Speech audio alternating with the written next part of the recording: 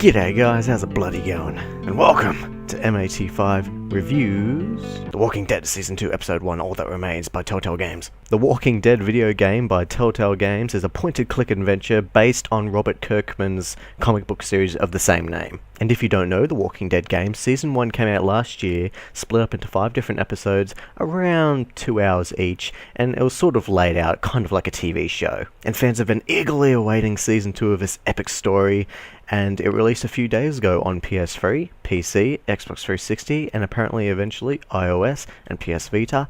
You can buy the Season Pass on the Australian PlayStation Store, which contains all 5 episodes of Season 2 for $30, or you can buy them each episode separately for $7.35. But obviously on Steam it's cheaper, which sucks. I got it on PS3 personally because I like PS3, so that's where I got it. Now, The Walking Dead game.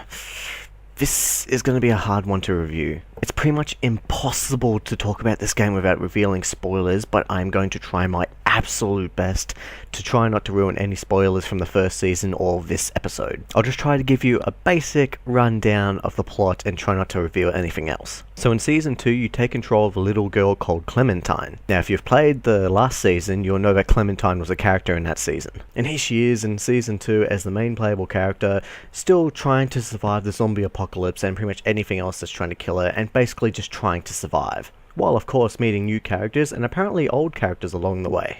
It is really too hard. I can't really say anything else besides that, really. You play as Clementine. I can't really talk about anything else without revealing, details. I don't want to give anything away because I want you to find out for yourself. But if you played the first season, I'm just letting you know you play as Clementine. Awesome. So since I really don't want to give anything away, I'll just give you the pros and cons and see if you want to continue playing this game or start the game altogether. Starting with the pros! As my quickly mentioned, I think the graphics are pretty much the same from Season 1, but I think they've been tweaked and updated just a little bit. It looks smoother, it looks nicer, and I just think it's good. Good job. I'm just glad they didn't change it too much, because I like that art style. It seems to suit it quite well, and it's great comic book feeling too, even though I'm not a huge comic book fan, but it's just nice. It's good. Alright, time for some major pros. This game apparently carries over save data and choices you've made from Season 1, and the add-on 400 Days, if you've played that one, apparently it carries on over to Season 2, the choices and consequences you've made. Now, to be honest, I don't know how this affects the game, because honestly, I haven't really noticed anything, out there, like, oh wow, yeah, I did that back in that season, and oh, that makes sense. So I haven't really noticed anything, but I'm hoping that in the next few episodes it might, start involving that. I mean, the only thing you might get is, an odd, conversation or something about the past, and that's pretty much about it. Just a few dialogue changes, that's about it. Season 2 actually seems to give you more ways to interact in the game. A gripe that some people had with the last game is that it wasn't interactive enough, and throughout the episodes they tried to add a few things you could do more, but it wasn't enough. Now, this isn't a huge gripe with me. I loved the way you played the game and just picking conversations. I just love the story. You play these games for the story. But I'm happy that they have added a few things like quick time events, and there's a new action I haven't seen before. It was used in 400 Days. It's like where you hold the button and you flick the stick in certain directions. It's kind of cool. It adds another thing to do. I noticed that the quick time events in this game seems to be taken from another Telltale game. I feel The Wolf Among Us. It seems to be taken from that game because I played a quick demo of that game and the quick time events seem the same. But I think it works. I think it works well, and it just gives you more to do. I personally don't have a grudge against quick time events because in a game like this it makes sense. So I'm glad that they've added more interaction, because lots of people they seem to really just full on leave this game behind just because, oh, it's not a video game. It's a video game. It's it's sort of like an interactive novel. You can still fail it. That's a video game thing. It's just, it's you play it for the story, and it is an interesting story. I don't understand why people don't think it's interesting. I mean, if you like the Walking Dead show, why don't you like the Walking Dead game? I mean, it's like you're in the show. It's just, I don't get it. It's just, I think it's fantastic. I mean, this game sort of appeals more to the older people. I mean, it is a mature game, but I've had younger people watch me play this game and they're like, oh, this is shit, nothing's happening, no one's getting killed. It's not about, I know they're younger than me, but when people say shit like that, it just annoys me. It's about the story. It's interesting. Alright, I'm gonna move on. I love what they've done with the Clementine character. They've just held nothing back. Hopefully this isn't really a spoiler telling you, but the game sort of jumps forward about 16 months, so Clementine is older. She's gotten used to the environment and she knows how to protect herself. But I just love what they've done with the character and how they've displayed how vulnerable she is now. Because in the first game, you were sort of like her protector. Like, hopefully that's not spoiling anything, but you were her protector, and she, like, never got hurt. In this game, they've kind of done what the Tomb Raider reboot did, as in, she's not safe whatsoever. She is going to get fucked up. I swear she gets fucked up more in this episode than the main character did in the last season. It just makes you feel more connected with the character, and you're just like, oh my god, no, this is actually happening to her, no, I must protect her. It's just awesome. I'm glad they've gone in this kind of direction. I love the vulnerability, and I just love how she can kick ass too, like Tomb Raider did. It's just, I love that. Good work, Telltale Games, you chose the right way to go. Without going into details, there are new characters in this episode, and I found them interesting and likable, and I actually, even though it was only like, you know, it's only a 2-hour episode, I sort of felt connected to a couple of them, and yeah, I just found them interesting. It's good. They know how to make their characters interesting and sort of fleshed out, and, you know, just stuff like that. I just like it. Alright, enough of the pros, let's move on to the cons. Like a zombie eating on your brain. Just like the first season, this game sort of has a few technical hiccups, like slow frame rate and small glitches every now and then.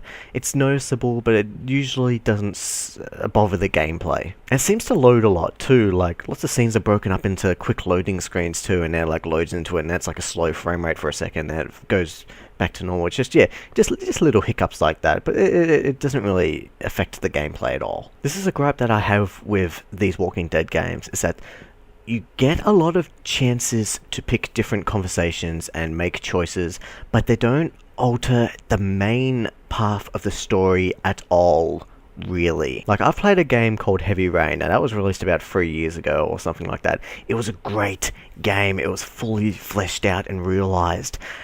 Every choice you made your character could die then and there, and just stuff like that. It was good like that. Lots of different things happened. It still followed the same direct path, but it could end quicker. It could, just different things would happen. But what I find with The Walking Dead is that it's not fully fleshed out as much as that game was. Like, all the conversations don't seem to make a huge difference, and you can make maybe 3 difficult decisions, but again, they don't really change a hell of a lot. It's just your own personal, it's like you're writing the story, so it's just your own personal journey, but it just doesn't change the storyline at all. But that's not really a bad thing, but I would have liked more difference. Like, I'm pretty sure if I play this game again, nothing will really change if I do different things. Like, the same thing will happen, just slightly differently. It's just, I would have liked it if it was more like Heavy Rain, and like something like major would actually change, like a different path opens up and you go this way, and then you eventually get to the end like a different way, instead of going down a straight path and just nothing changes. It's just, I would have liked, this game would have been so awesome if it was made like that, but I won't go on about it anymore. But yeah, that's just a gripe that I have. But mind you, it doesn't make me hate the story at all. It doesn't make me hate the story, it's just gameplay sort of thing. Now, without going into detail, there seems to be a lot of plot holes. Like I said before, the game jumps 16 months. So, without going into details, it's just, it doesn't explain what happened in those 16 months, or what happened to characters, and just, yeah, it doesn't really explain a lot, and it just feels strange. I'm assuming they wanted to jump forward to make her older so she's more playable or something. Instead of being a weak little girl, she's sort of like, you know, just older and more stronger. But yeah, just they don't really explain what happened in those 16 months. Like, oh, we did this and we did that, but it just doesn't explain it all, and that's a real shame. Because, you know, I would like to know what happened in those 16 months, and just, yeah, it's a shame. So around the start of the game just jumps 16 months and you just don't know what happened, and the game doesn't like explain it to you at all. So it's just a shame. I would have liked it if it just like quickly, briefly, maybe explained it or something in the conversations, but it just doesn't, so that just kind of sucks. But all cons aside, it doesn't take away from the fact how badass this episode was. I would highly recommend this game if you played Season 1 and you enjoyed it.